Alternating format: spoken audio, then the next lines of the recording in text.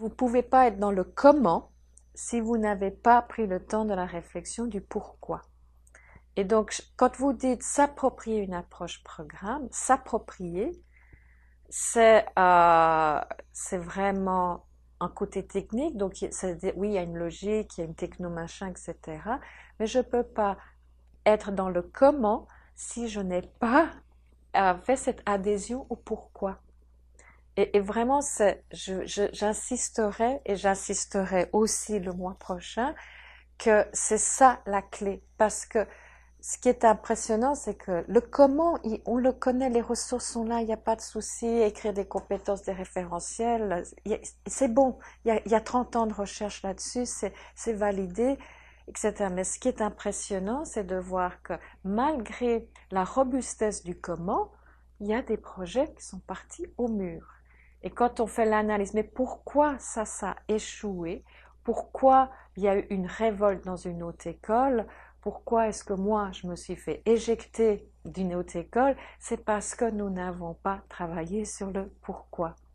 Et donc, laissez tomber le comment pour vraiment dire comment est-ce que, enfin, pour moi, la grande question, c'est comment collectivement mobiliser les gens sur le pourquoi.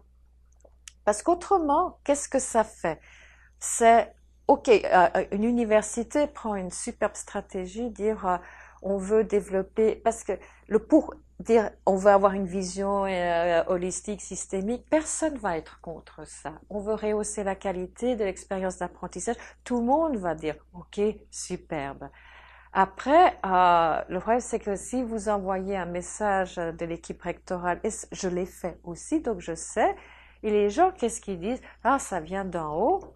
Et donc, ils ne se sentent pas partenaires, ils voient pas quelle est leur contribution, ils ont l'impression qu'on ne tient pas compte de leur perspective, de leur croyance, de leur expérience, parce que combien de fois, moi j'ai entendu des gens dire, ouais, il faut bologniser les formations, mais n'empêche que c'est moi qui me tape 300 étudiants en première année, et ils ont raison.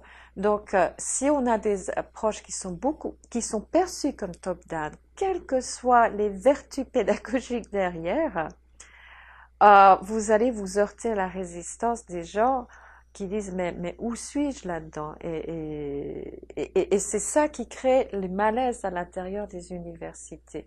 Donc, et vraiment, j'insisterai là-dessus que c'est le pourquoi. Et donc, et le pourquoi, c'est s'interroger sur pourquoi on fait ça. Ça permet aux gens d'entrer dans cette perspective programme et de sortir de leur perspective gestion de mon cours, gestion de ma recherche, gestion des conflits du département, gestion des problèmes, etc. Donc c'est une posture épistémologique citoyenne. Donc c'est pas de la technologie.